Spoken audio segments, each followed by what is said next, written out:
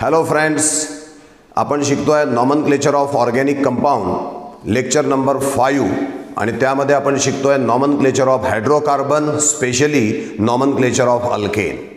Last पिरियडला आपण nomenclature of अल्केनचे काही रूल्स लक्षामध्ये घेतलेले होते.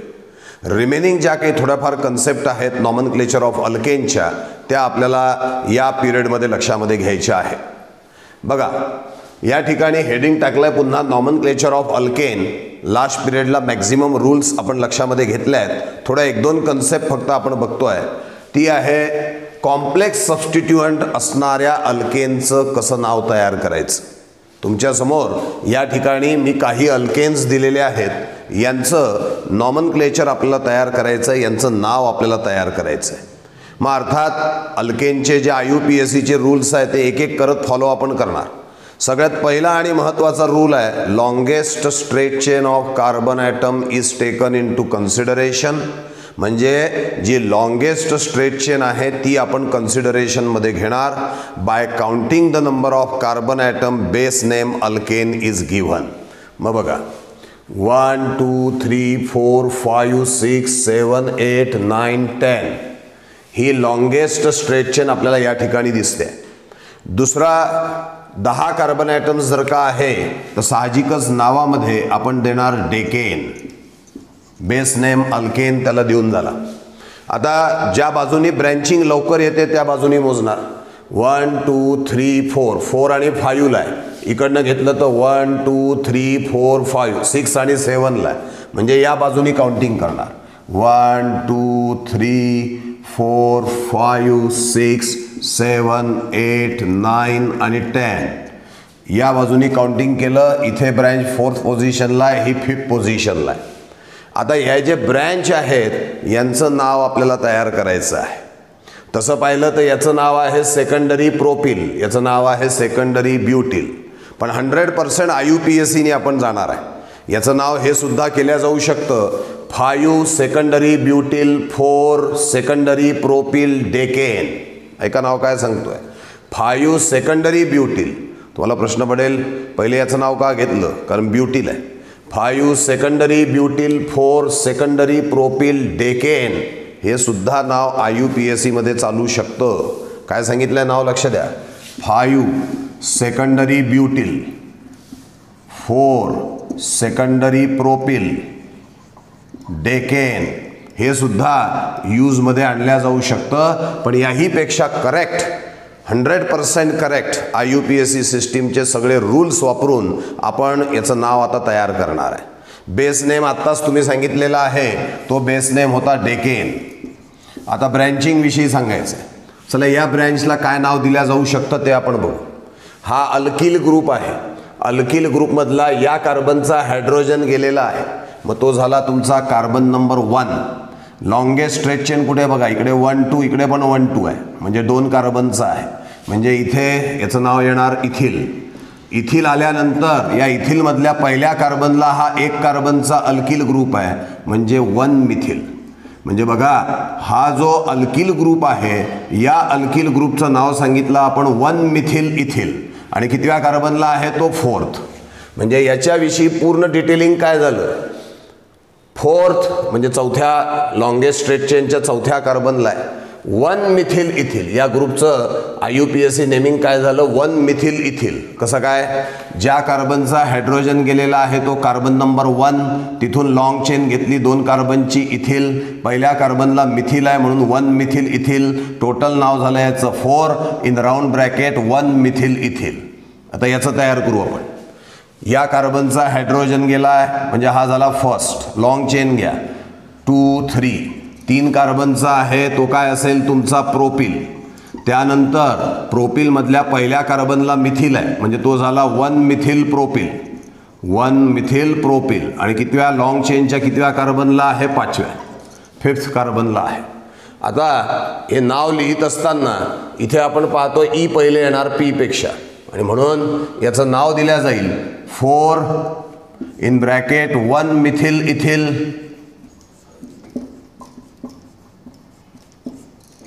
5 1 methyl propyl decane.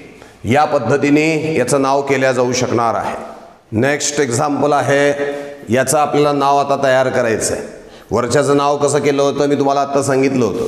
Longest straight chain आपण घेतली होती ज्यामध्ये 10 कार्बन होते म्हणून डेकेन. या 2 ब्रँचेस होत्या. या ब्रँचला कसं घेतलं आपण, हा फर्स्ट कार्बन, लॉंग चेनमध्ये 2 म्हणजे इथिल, त्याच्या पहिल्या कार्बनला मिथिल म्हणजे 1 मिथिल इथिल, हे 4th कार्बनला आहे. याच्याविषयी हा first, second, third. First carbon हा झालेला आहे त्याला मिथिल आहे म्हणजे हा 1 मिथिल प्रोपिल. मेन चेनच्या 5व्या कार्बनला आहे म्हणून 5 राऊंड ब्रॅकेटमध्ये 1 मिथिल प्रोपिल. ई आणि पी मध्ये अल्फाबेटिकल कंपॅरिझन करून नाव लिहिलं 4 1 methyl ethyl 5 1 methyl propyl decane. हे याचा IUPAC नेम आपण पहिल्याचं सांगितलं होतं. आता दुसऱ्याचा IUPAC नेम आपल्याला लक्षामध्ये घ्यायचा आहे. काय आहे दुसऱ्याचा IUPAC नेम, त्याआधी लॉंगेस्ट स्ट्रेट चेन लक्षात घ्या. 1 2 3 4 5 6 7 8. अजून कोणती आहे का बघू आपण. 1 2 3 4 5 6 7 8. ही पण लॉंग चेन येते. ही सुद्धा लॉंग चेन आहे, ही सुद्धा लॉंग चेन आहे. मग आता दोन्हीही लॉंग चेन सारख्याच कार्बनच्या दिसतात आहे. मग अशा वेळेला कोणती चेन स्वीकारायची ज्यामध्ये ब्रँचेस जास्त येणार आहेत. चला ही जर का आपण घेतली समजा तर ब्रँच किती येतील, 1 2, ही तिसरी आणि ही चौथी, अशा 4 ब्रँचेस येतील. आणि ही जर का आपण सिलेक्ट केली तर किती येतात ते बघू आपण. ही पहिली ब्रँच, हे पूर्ण दुसरी ब्रँच आणि ही तिसरी ब्रँच, 3च ब्रँचेस येतात आहे. आणि त्यामुळे तुम्हाला हीच लॉंगेस्ट स्ट्रेट चेन म्हणून सिलेक्ट करावी लागेल. ही आपण सिलेक्ट करणार नाही. ही लॉंगेस्ट स्ट्रेट चेन म्हणून का सिलेक्ट केली, कारण 1 सेकंड थर्ड 4 4 ब्रँचेस येतात. ही जर का सिलेक्ट केली असती तर ही पूर्ण एक ब्रँच, ही दुसरी आणि ही तिसरी, अशा 3च ब्रँचेस आल्या असत्या. म्हणून ही लॉंगेस्ट स्ट्रेट चेन आपण सिलेक्ट केली आहे. Count the number of carbon atom 1 2 3 4 5 6 7 8.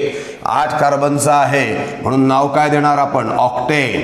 Octane हे नाव आपण इथे दिलेलं आहे. आता पुढे ब्रँचेस विषयी बघायचं आहे. इकडनं काउंट केलं तर 3rd कार्बनला येतं, इकडनं काउंट केलं तर 2ndला येतं. म्हणजे नंबरिंग इकडनं देऊ आपण 1 2 3 4 5 6 7 8. याच्याविषयी काही प्रॉब्लेम नाही. 2ला मिथिल आहे, 2ला मिथिल आहे आणि 6ला मिथिल आहे. म्हणजे हे 2 2 6 ट्राय मिथिल होणार आहे. काय होईल ते 2 2 6 tri methyl. Try methyl 3 methyl आहे म्हणून 2 2 6 2 मिथिल दुसऱ्या कार्बनला, 1 मिथिल 6व्या कार्बनला आहे.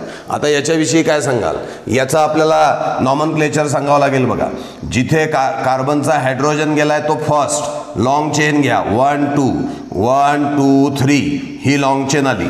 म्हणजे 3 कार्बनचा काय येईल सांगा, प्रोपिल. आणि फर्स्ट कार्बनला मिथिल आहे म्हणजे 1 मिथिल प्रोपिल. 1 methyl propyl. आणि हे सगळं अटॅच आहे 4th कार्बनला. म्हणजे आता सध्या आपल्याकडे 4 तुकडे आहेत बघा. पहिला तुकडा आहे बेस नेम ऑक्टेन, दुसरा तुकडा आहे याचं नाव 4 1 मिथिल प्रोपिल, नंतर आहे 6 मिथिल आणि 2 2 डायमिथिल, किंवा असं म्हणता येईल 2 2 6 ट्रायमिथिल, असे शब्द आपल्याकडे आहेत. आता मुद्दा हा येतो, मिथिलचा M पहिले की प्रोपिलचा P पहिले, तर आपल्याला अल्फाबेटिकली लक्षामध्ये घेणं आवश्यक आहे. ABCDEFGHIJKLMNOP म्हणजे पहिले M येतो आहे. म्हणजे पहिला चान्स मिथिलला आपण त्याच्यामध्ये देणार आहोत. आणि त्यामुळे याचं नाव काय होईल, 2 2 6 ट्राय मिथिल. त्यानंतर कोणता ग्रुप येईल, 4 1 मिथिल प्रोपिल. जागा नसल्यामुळे थोडं वर लिहितो आहे, 1 मिथिल प्रोपिल. आणि मग काय येईल शेवटी, octane. 2 2 6 tri methyl 4 1 methyl propyl octane. This is the IUPAC name of this compound. कसं आलं पुन्हा लक्ष द्या. या कंपाऊंडमध्ये आपण जेव्हा लॉंग चेन मोजल्या, 2 लॉंग चेन आल्या, दोन्ही 8 कार्बनच्या होत्या.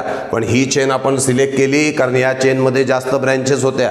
बेस नेम झाला ऑक्टेन. त्याच्यानंतर इकडनं काउंटिंग केलं कारण ब्रँचिंग लवकर येत होती. 2 2 6 ट्राय मिथिल, 3 मिथिल ग्रुप होते 2 2 6ला. याचं नाव कसं तयार केलं, 1 2 3 प्रोपिल. पहिल्याला मिथिल, 1 मिथिल प्रोपिल. हा सगळा ग्रुप कितव्याला अटॅच आहे, 4thला. 4 1 मिथिल प्रोपिल. आणि टोटल नाव काय झालं, 2 2 6 tri methyl 4 1 methyl propyl octane. This is the name of this compound. आता तिसरा एक कंपाऊंडकडे आपण जाणार आहोत, लक्ष द्या. 1 2 3 4 5 6 7 8 9 10 1 2 3 4 5 6 7 8 9 10 दोन्ही याच्यामध्ये 10 कार्बन ॲटम्स येतात आहे. मग आता लॉंगेस्ट स्ट्रेच चेन कुठली घ्यायची? समजा ही जर का लॉंग चेन घेतली आपण तर ब्रँचेस किती? ही पूर्ण एक ब्रँच आणि ही ब्रँच किती झाल्या ब्रँचेस? 2. आता ही जर का आपण लॉंग चेन म्हणून सिलेक्ट केली ही अशी तर किती येतील बघा. जर का ही आपण सिलेक्ट केली ही अशी आणि अशी इकडे तर 1 2 आणि 3 ब्रँचेस येतील. किती ब्रँचेस येणार? 3. लक्षात घ्या. 1 2 3 4 5 6 7 8 9 10 असं घेतल्यावर ही एक ब्रँच, ही दुसरी ब्रँच आणि हा पूर्ण म्हणजे तिसरी ब्रँच आहे. आणि त्यामुळे भले यामध्ये 10 कार्बन ॲटम स्ट्रेच चेनमध्ये असले, यामध्ये सुद्धा 10 कार्बन ॲटम स्ट्रेच चेनमध्ये असले तरी आपण ही सिलेक्ट करणार नाही, कारण यामध्ये 2च ब्रँचेस येत होत्या. ही आपण सिलेक्ट केलेली आहे कारण यामध्ये 3 ब्रँचेस येतात आहे. एकदा लॉंगेस्ट स्ट्रेच चेनमध्ये किती कार्बन आहे? 1 2 3 4 5 6 7 8 9 10. बेस नेम तयार झालं डेकेन. हा लिहिला डेकेन बघा मी. आता ते झाल्यानंतर इकडनं काउंट करताना ब्रँच उशिरा येते, इकडनं काउंट करू. हा फर्स्ट कार्बन, हा सेकंड, थर्ड, फोर्थ, फिफ्थ, 6 7 8 9 10 झाले 10 कार्बन ॲटम्स. हे 10 झाल्यानंतर तिसऱ्याला 2 मिथिल आहेत बघा. म्हणजे याचा अर्थ 3,3 डायमिथिल हा एक तुकडा आपल्याला या ठिकाणी मिळतो. 3,3 डायमिथिल बरोबर ना. तिसऱ्या कार्बनला 2 मिथिल आहेत. आता हा जो सगळा पार्ट आहे हा 5व्या कार्बनला, याचं नाव काय होईल? याला 1 नंबर देणार आपण. 1 2 3 4. 4 कार्बनचा काय येईल सांगा? ब्युटिल. ब्युटिल. ब्युटिल मधल्या दुसऱ्या कार्बनला 2 कार्बनचा आहे म्हणून इथिल. 2 इथिल ब्युटिल. आणि हे सगळं कितव्या कार्बनला अटॅच आहे? 5व्या. म्हणजे पूर्ण याचं नाव काय झालं? 5 इथिल ब्युटिल. कसं आलं लक्ष द्या. 1 2 3 4 ब्युटिल. सेकंड कार्बनला 2 कार्बनचा इथिल आणि हे सगळा अल्किल ग्रुप 5व्या कार्बनला म्हणून 5 इथिल ब्युटिल. आणि या 2 विषयी काय म्हटलं होतं आपण? 3,3 डायमिथिल. याचा M, याचा B. अल्फाबेटिकली हा पहिले येतोय. पूर्ण नाव काय येईल सांगा? 5 इथिल ब्युटिल. त्याच्यानंतर 3,3 डायमिथिल डेकेन. अशा तऱ्हेने याचे नावं आल्याचं आपल्याला दिसेल. लक्षात घ्या. लॉंगेस्ट स्ट्रेच चेनमध्ये 10 कार्बन ॲटम्स होते आणि ब्रँचेस जास्त होत्या, ते आपण सिलेक्ट केलं डेकेन. 3,3 डायमिथिल हा एक पार्ट आपण घेतला. याला नाव कसं दिलं? 1 2 3 4 ब्युटिल. सेकंड कार्बनला इथिल 2 इथिल ब्युटिल. हा आहे 5व्या कार्बनला आणि त्यामुळे झाला हा 5 इथिल ब्युटिल. आता या 2 मध्ये कंपॅरिझनमध्ये, अल्फाबेटिकल कंपॅरिझनमध्ये हा पुढे गेला B आणि म्हणून नाव झालं 5 इथिल ब्युटिल 3,3 डायमिथिल डेकेन. हे जे सगळे आपण घेतलेले आहे हे सगळे या हेडिंग खाली येतात, कॉम्प्लेक्स सबस्टिट्यूएंट. कॉम्प्लेक्स सबस्टिट्यूएंटच्या हेडिंग खाली तुम्हाला 3 एक्झाम्पल्स मी या ठिकाणी समजावून सांगितलेले आहेत. तर अबाउट सायक्लोअल्केन आता आपल्याला लक्षामध्ये घ्यायचं आहे. सायक्लोअल्केन याचा जर का आपण बघितला तर याचा जनरल फॉर्म्युला येतो CnH2n. तुम्ही अल्केनचा काय घेतला होता? CnH2n+2 होता. सायक्लो अल्केनचा मात्र CnH2n हे लक्षामध्ये ठेवा. आता सायक्लो अल्केन याचे 3 तुकडे पाडू आपण. सायक्लो कारण रिंग कंपाऊंड आहे बघा, हा असा रिंग कंपाऊंड आहे म्हणून cyclo. Alk depends upon number of carbon atom आणि ANE म्हणजे presence of carbon carbon single sigma covalent bond. असे 3 तुकडे दिले. Cyclo ring structure. Alk depends upon number of carbon atom. Ane indicates the presence of single bond. चला यांचे नावं आपण आता लक्षामध्ये घेणार आहे. बघा हा 3 कार्बनचा सायक्लो अल्केन आहे. मग 3 कार्बनचा आहे म्हणून प्रोप, सिंगल बॉन्ड आहे म्हणून ANE आणि सायक्लिक स्ट्रक्चर आहे म्हणून सायक्लो. काय नाव झालं? सायक्लोप्रोपेन. याला या पद्धतीने पण दाखवलं जातं. दिस इज ऑल्सो सायक्लोप्रोपेन. हा घ्या 1 2 3 4 हा आहे सायक्लोब्युटेन, हा आहे सायक्लोपेंटेन आणि हा आहे सायक्लोहेक्झेन. 4 सायक्लो अल्केन तुमच्या समोर मांडले आहेत. सायक्लोप्रोपेन, ब्युटेन, सायक्लोपेंटेन आणि सायक्लोहेक्झेन. याचा फॉर्म्युला काय आहे? C3H6, याचा आहे C4H8, याचा आहे C5H10, याचा आहे C6H12. हे यांचे मॉलिक्युलर फॉर्म्युले आहे जे आपल्याला CnH2n मध्ये बसल्याचं दिसून येतं. आता समजा यामध्ये आपण एक ब्रँच जर का आपण लावली CH3, म्हणजे उदाहरणार्थ इथला हायड्रोजन काढला आणि त्याला CH3 लावला, तर याचं नाव येईल मिथिल सायक्लोप्रोपेन. काय नाव येईल याचं? मिथिल. आणि ओरिजिनल कोण होतं तुमचा? सायक्लोप्रोपेन. समजा इथे आपण तसंच केलं, हायड्रोजन काढला आणि इथे C2H5 लावला, इथे असा C2H5, मग याचं नाव येईल इथिल सायक्लोब्युटेन. काय नाव येईल? Ethyl cyclobutane. इथे सुद्धा आपण समजा असं केलं, इथे CH3 लावला, हा येणार आहे मिथिल सायक्लोपेंटेन. त्याला नंबर देण्याची आवश्यकता नाही. इथे दिलाय बघा आपण, no numbering if there is only one substituent. एकच सबस्टिट्युएंट असेल तर नंबर देण्याची आवश्यकता नाही. इथे सुद्धा तसंच करता येईल. हा समजा C2H5 दिला, तुम्ही याचं नाव दिलार इथिल सायक्लोहेक्झेन. बघा, methyl cyclopropane, ethyl cyclobutane, methyl cyclopentane, ethyl cyclohexane असे मी या ठिकाणी दिलेले आहेत. इथे सुद्धा आपण हे चेंजेस करू. कुठे कुठे दिले आहे? इथे CH3 लावलेला आहे, या ठिकाणी काय लावला आहे? C2H5. बरोबर आहे. एक सबस्टिट्युएंट असेल तर नंबर देण्याची आवश्यकता नाही. एक काम करू आपण, सबस्टिट्यूशन वाढवू आपण. इथे मिथिल आहे ना, या ठिकाणी मी आता C2H5 करतो इथे, म्हणजे हे इथे C2H5. आता 2 ब्रँचेस आहेत, हा मिथिल आहे, हा इथिल आहे. मिथिलची सुरुवात M नी, इथिलची सुरुवात E नी. मग अशा वेळेला जो अल्फाबेटिकली पहिले येतो त्याला 1 नंबर म्हणा. लोएस्ट पॉसिबलनी हा 2 आणि हा 3. मग याचं नाव काय येईल? 1 इथिल 2 मिथिल सायक्लोप्रोपेन. नाव पुन्हा ऐका, 1 ethyl 2 methyl cyclopropane. Original cyclopropane होता. पहिल्या कार्बनला इथिल अल्फाबेटिकली पहिले येतो म्हणून, आणि दुसऱ्याला कोण दिला आपण? मिथिल. या ठिकाणी सुद्धा आपल्याला बघता येईल. समजा इथे मी CH3 केलं, आता हा C2H5 म्हणजे हा 1 होईल, हा 2 होईल, हा 3 होईल, हा 4 होईल. 1 इथिल 2 मिथिल सायक्लोब्युटेन. काय नाव सांगितलंय पुन्हा लक्षात घ्या, 1 इथिल 2 मिथिल सायक्लोब्युटेन. हे याचं आपल्याला नेमिंग झाल्याचं दिसेल. हे त्याचं स्ट्रक्चर या पद्धतीने दाखवत आहे. पुढला घेतला, इथे CH3 आहे का, इथे C2H5 लावतो मी, हा असा दिला.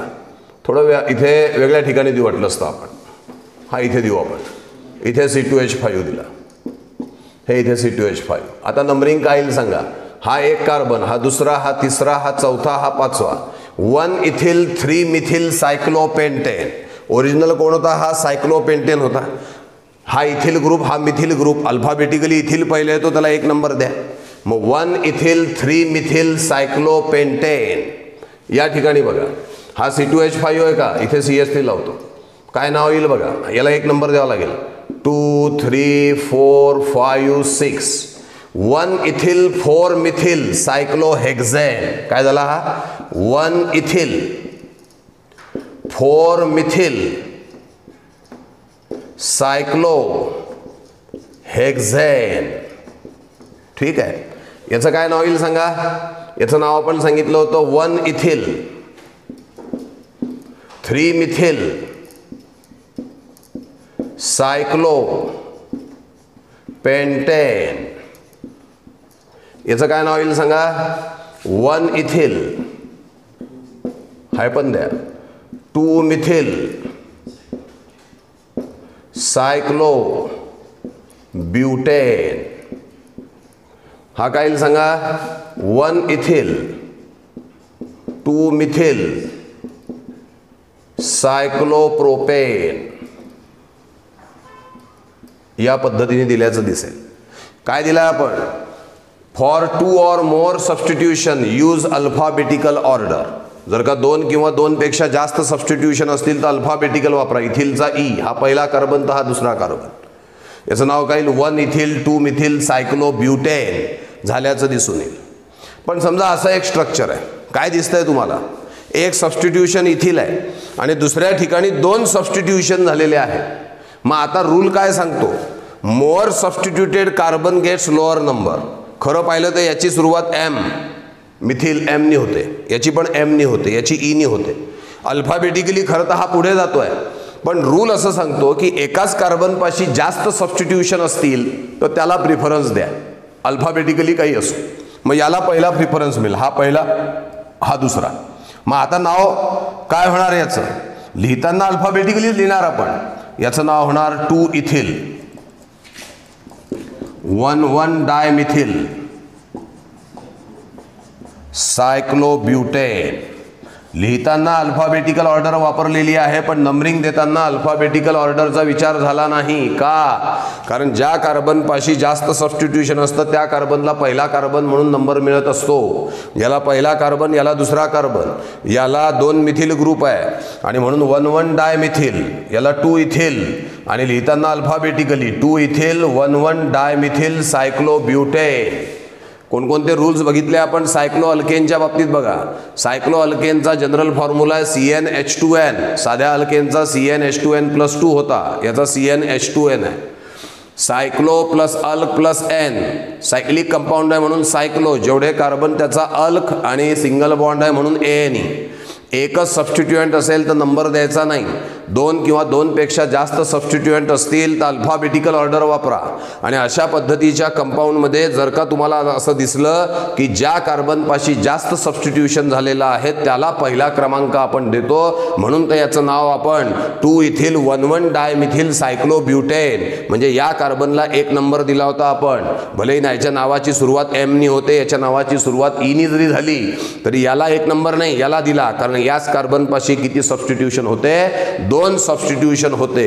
अशा तऱ्हेने आपण या कालच्या आणि आजच्या टॉपिकमध्ये नॉमनक्लेचर ऑफ अल्केन ही कन्सेप्ट पूर्ण आपण लक्षामध्ये घेतलेली आहे. अल्केनला आपण बॉन्ड लाईन स्ट्रक्चरच्या स्वरूपामध्ये लिहू शकतो. आता बॉन्ड लाईन स्ट्रक्चर म्हणजे काय असतं हे तुम्हाला तुमच्यासमोर मी आता मांडणार आहे. बघा, हा जो मी इथे काढलेला आहे हा प्रोपेन आहे. एन प्रोपेन कॉमन नेममध्ये आणि IUPACमध्ये नुसतं प्रोपेन त्याला आपण म्हणत असतो, हे तुम्हाला माहिती आहे. आता याला बॉन्ड लाईन स्ट्रक्चरमध्ये कसं काढतात बघा. हा झाला डॉट म्हणजे पहिला कार्बन, हा दुसरा आणि हा तिसरा झालं. हे जे स्ट्रक्चर आहे हे या पद्धतीने काढल्या गेलं. तुम्हाला हे कसं काय समजायचं, लक्ष द्या. टर्मिनल जो असतो ना तो कार्बन, त्याला किती बॉन्ड आहे, 1. म्हणजे याला 3 हायड्रोजन आहे, म्हणजे खरं तर हा असा CH3 आहे. नंतर हा जो मधला आहे याला 2 बॉन्ड आहेत ना, म्हणजे हा CH2 आहे आणि परत हा CH3 आहे. हे असं खरं तर ते स्ट्रक्चर आहे. पण असं नुसतं काढलं की समजल्या जातं की हा कार्बन आहे, त्याला 1 बॉन्ड आहे म्हणजे 3 हायड्रोजन आहेत. हा एक कार्बन आहे, त्याला 2 बॉन्ड आहे म्हणजे इथे 2 हायड्रोजन आहे. हा कार्बन आहे, त्याला एकच बॉन्ड आहे म्हणजे 3 हायड्रोजन असले पाहिजे. CH3 CH2 CH3. आता हे बघू आपण किती कार्बन आहे. 1 2 3 4 1 2 3 4 झालं ब्युटेनचं structure. CH3 CH2 CH2 CH3. तुम्हाला हे CH3 कसं समजायचं, हा कार्बन आहे, त्याला बॉन्ड किती आहे, 1 म्हणजे 3 हायड्रोजन आहेत. हा कार्बन आहे, याला किती बॉन्ड आहेत, 2 म्हणजे याला 2 हायड्रोजन, कारण टेट्राव्हॅलन्सी ऑफ कार्बन. हा घेतला परत आपण, 2 बॉन्ड आहेत म्हणजे 2 हायड्रोजन आहे, टेट्राव्हॅलन्सी ऑफ कार्बन, हा CH3 आहे. सध्या मुद्दामून लिहितो CH3 CH2 CH2 CH3. यालाच आपण या पद्धतीने दाखवलेलं आहे. आता हे काढायचं आहे 1 2 3 1 2 3. जिथे पेन ठेवला तो 1 2 3. दुसऱ्याला 1 आहे अजून, हा काढला. बघा आता हे जे स्ट्रक्चर आहे कसं होईल. हा कार्बन आहे CH3, हा CH3, हा CH3 आहेत 3 CH3. आणि हा जो मधला आहे याला 3 बॉन्ड आहेत, 1 2 3, व्हॅलन्सी 4 आहे म्हणजे हा CH आहे. हे याचं बॉन्ड लाईन स्ट्रक्चर आहे. बरेचदा काही नीट किंवा JEEच्या एक्झाममध्ये असे स्ट्रक्चर देण्याच्या ऐवजी बॉन्ड लाईन स्ट्रक्चर देऊन विचारल्या जातं. त्याच्यामुळे आपल्याला ते अंडरस्टँडिंग असणं आवश्यक आहे. आता याला काढायचं आहे आपल्याला 1 2 3 1 2 3. आता सेकंडला CH3 पण आहे, 2 CH3 आहेत. 1 काढू वरती, 1 काढला खाली. बघा बरं, हा CH3, हा CH3, तिसरा CH3, चौथा CH3 आणि हा कार्बन 1 2 3 4 4 बॉन्ड ऑलरेडी आहे. याला हायड्रोजन असणार नाही. बघा हा नुसता कार्बन आणि हे 4 CH3 आपण इथे दाखवलेले आहेत. झालं, संपलं. याच्याविषयी 1 2 3 4 5 जिथे पेन ठेवला तो 1 2 3 4 5 CH3 CH2 CH2 CH2 CH3 याला 1 2 3 4 1 2 3 4 सेकंडला एक ब्रँच आहे CH3 CH3 CH CH3 CH2 CH3. हे बघा याला कसं काढणार 1 2 3 1 2 3 2 ब्रँचेस आहे, एक वर काढा एक खाली काढा. लक्षामध्ये हे रिपीट झालेलं आहे इथे. त्याच्यानंतर पुढे काय देणार बघा, याला काढायचं आहे आपल्याला 1 2 3 4 5 6 7 1 2 3 4 5 6 7 झाले 7 कार्बन. सेकंड कार्बनला 2 CH3 होते, काढा 2 CH3. त्याच्यानंतर 1 2 3 4 5 5ला इथिल आहे 1 2 3 4 5 याला इथिल कसं काढतोय बघा, 2 कार्बन आहेत ना म्हणून असा काढला. हा CH2 आणि हा CH3 समजतंय ना. हा इथिल अगदी व्यवस्थित लक्षात घ्या. त्याच्यानंतर पुढच्याला परत CH3 हा काढला वरती CH3 झालं. हे याचं स्ट्रक्चर आहे, हे व्यवस्थित लक्षात घ्या. शेवटचा आता 1 2 3 4 5 6 चला पेन ठेवतो 1 2 3 4 5 6 याचा हिशोब दिला मी तुम्हाला याच्यात. आता 1 2 3 3ला वरती 2 कार्बनचा आहे 1 2 3 2 कार्बनचा आहे, खाली वर कुठेही काढा काही फरक पडत नाही. हा एक कार्बन हा दुसरा कार्बन, त्यालाच अजून CH3 आहे, हा असा काढून दिला CH3 बरोबर. त्याच्या पुढच्याला परत CH3 हा काढला CH3, त्याच्या पुढल्याला परत CH3 हा काढला CH3 त्याला त्याचं बॉन्ड लाईन स्ट्रक्चर. तर या पद्धतीने बॉन्ड लाईन स्ट्रक्चर हे काढल्या जात असतं. याला वाचतो मी बघा CH3 CH2 C, कारण का बरं C म्हटलं, 1 2 3 4 बॉन्ड ऑलरेडी आहेत. CH2 CH3 हा इथे CH3 हे 3 बॉन्ड आहेत ना, मग हा CH आहे CH3 CH CH3 CH3. हे आपल्याला लक्षात आलं पाहिजे की तो जो डॉट आहे त्याला किती बॉन्ड आहेत. एकच बॉन्ड असेल तर तो कार्बनला 3 हायड्रोजन असतील. याला किती बॉन्ड आहेत बघा 1 2 3 4 ऑलरेडी टेट्रा व्हॅलन्सी झाली आहे, तो फक्त C येणार. तर हे बॉन्ड लाईन स्ट्रक्चर जे आहे, जेवढे काही अल्केन मी तुम्हाला आतापर्यंत शिकवले ना, सगळे अल्केन लिहून काढा आणि सगळ्याचे बॉन्ड लाईन स्ट्रक्चर काढून बघा. कुठल्याही याचा प्रॉब्लेम आला तर कॉमेंटमध्ये तुम्ही तुमची डिफिकल्टी टाका, तुम्हाला त्या ठिकाणी तुमच्या डिफिकल्टीचं उत्तर मिळेल. जितके जास्त अल्केन घेऊन तुम्ही बॉन्ड लाईन स्ट्रक्चर काढाल, जितका जास्त सराव कराल तेवढं नॉमनक्लेचर पक्क होणार. या ठिकाणी आपण नॉमनक्लेचर ऑफ अल्केन आता इथे थांबवतो आहोत. थँक्यू. नेक्स्ट पिरियडला आपण अल्कीन या टॉपिकचं नॉमनक्लेचर लक्षामध्ये घेणार आहेत.